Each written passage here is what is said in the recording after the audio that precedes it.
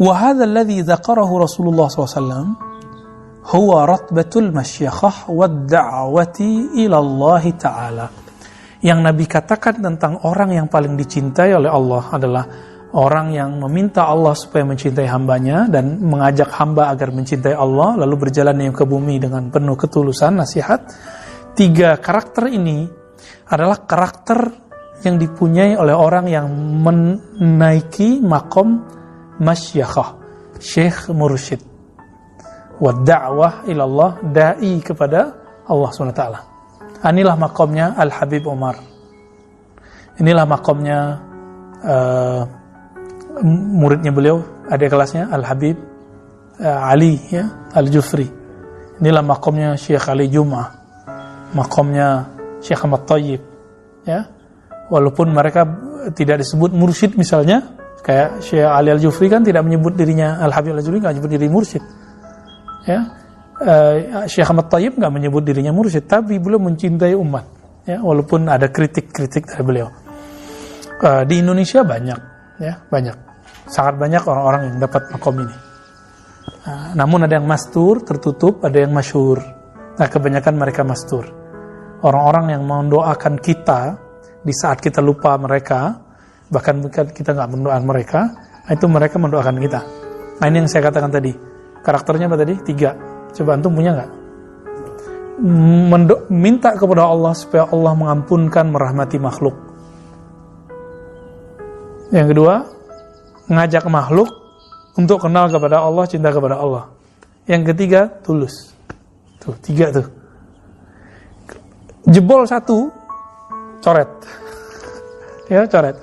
Maka ada orang yang dulu diangkat jadi mursyid, lalu kemudian dia nggak tulus, coret dia terhapus namanya dari daftar ini, daftar orang yang dicintai oleh Allah. Mungkin di kalangan makhluk masih dianggap mursyid, syekh, ulama, tapi di sisi Allah bukan lagi.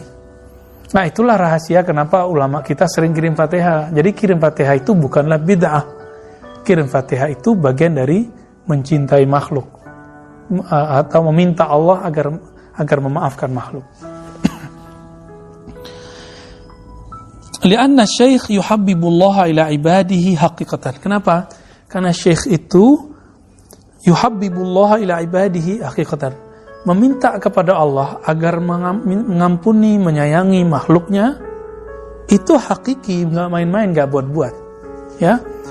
Diam di rumahnya, di khalwatnya, di kamarnya, dalam sunyinya, itu dia mendoakan makhluk, mendoakan murid-muridnya, sahabat-sahabatnya, bahkan umat manusia semua. Apalagi COVID begini nih, mereka paling kencang doanya. Tapi ingat, doa mereka bukan ya Allah batalkan takdirmu, angkat COVID. Enggak, mereka nggak berani ngomong gitu.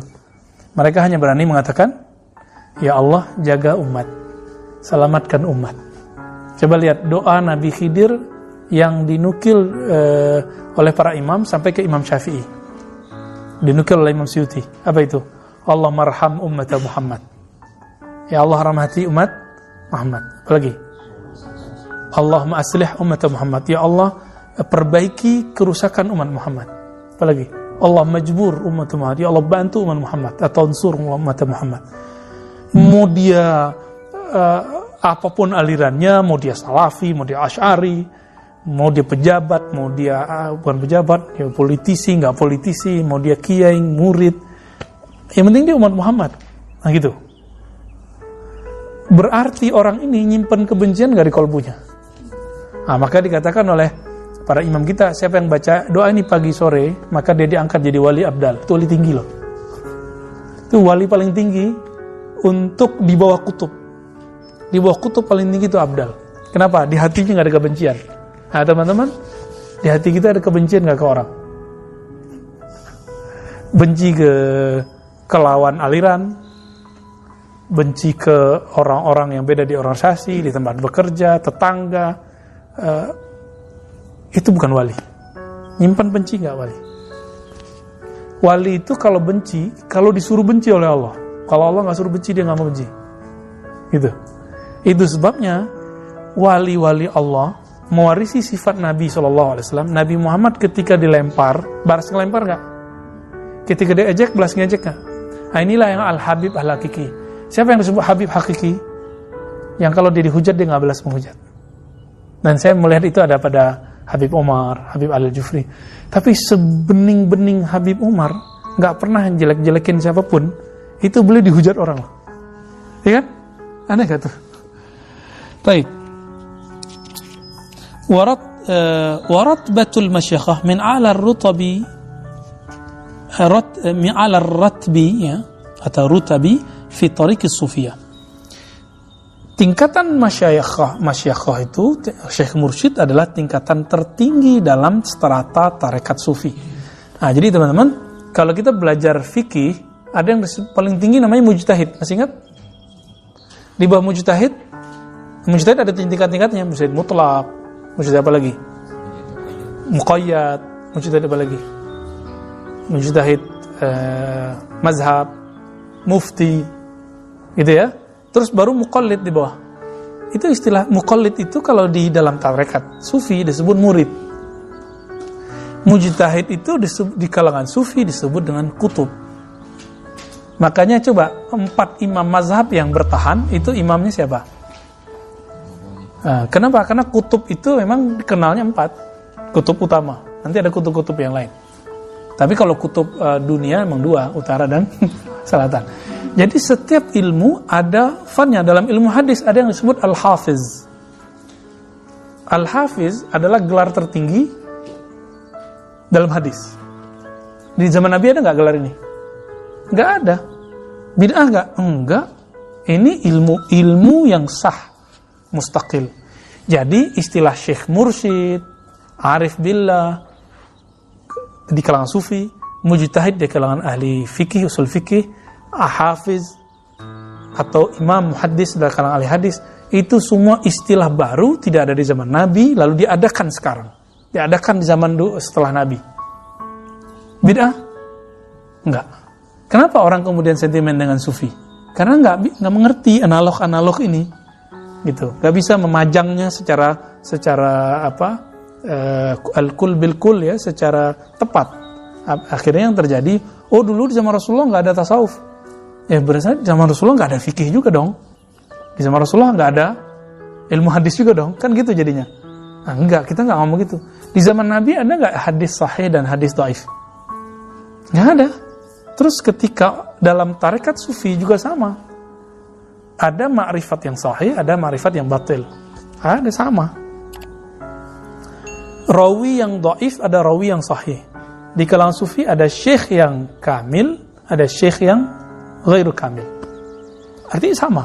Syekh yang bagus, syekh yang tidak bagus. Jadi, sebagaimana dalam ilmu hadis rawi biasa dikritik, maka jangan heran kalau ada ahli sufi dikritik. Itu biasa aja. Dalam fikih biasa nggak kritik-mengkritik? Biasa. Gitu. Jadi jangan lagi kaget dengan ikhtilafat perbedaan-perbedaan itu. Baik. Nah, namun teman-teman, apa yang ajib dari penjelasan hadis ini? Beliau mengatakan mujtahid ke dalam usul fikih, hafiz, kalau dalam tradisi ahli tasawuf, masyakhah, syekh mursyid. Ini adalah niyabah ya.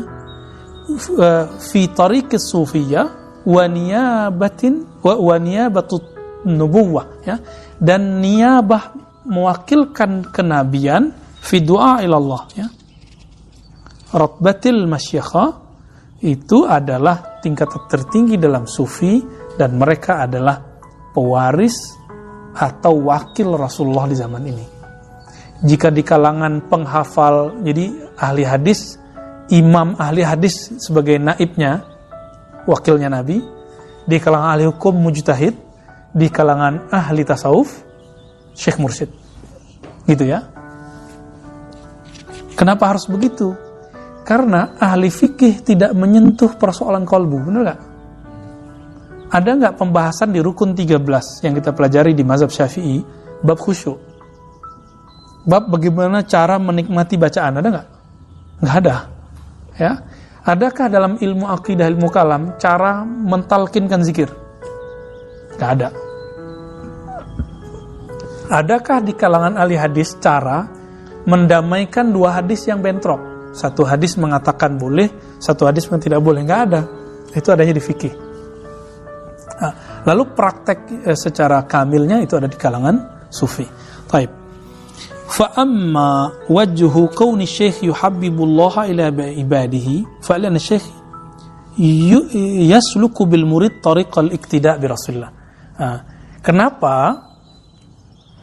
para syekh mursyid yang hakiki itu boleh disebut wakilnya Rasulullah? Karena dia membimbing murid, yasluku bil murid, membimbing murid untuk apa?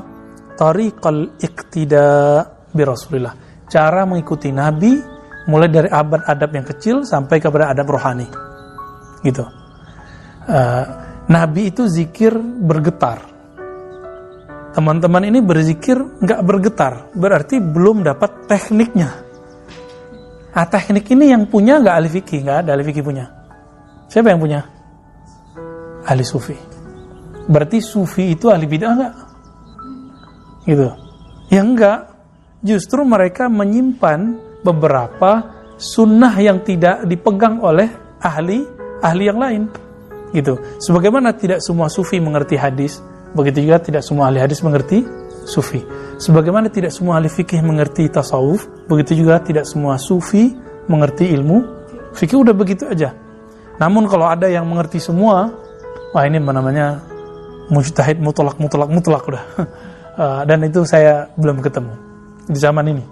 Ya, ada udah sampai ke derajat hampir mujtahid nih kata Syekh Wahbah Zuhaili. Siapa namanya? Yusuf Al-Qaradawi. Tapi beliau dalam bab politik cacat. Karena beliau hancur tuh Libya. Karena fatwa beliau Imam Syekh Al-Buti dibunuh. Gitu ulama kita kemudian mengaitkannya. Karena beliau mengatakan bunuh Qaddafi. Ya. Boleh memerangi ulama pemerintah. Itu. Siapa ulama pemerintah di Suriah? Yang dikatakan pemerintah itu adalah Al-Buti, ulama pemerintah. Akhirnya orang bunuh Al-Buti. Padahal Imam Syekh Al-Buti tidak menerima satu apa di sana? Lira apa? Lira ya. 1 lira pun kata anak beliau. Kita ketemu dengan anak beliau dan saya berguru mazhab Syafi'i ke beliau. Mengatakan 1 rupiah kalau bahasa kita nggak pernah beliau terima dari Bashar Assad. Beliau cuma ngajar dapat gaji, udah itu aja yang makannya. Ulama sultan dari mana coba? Oke.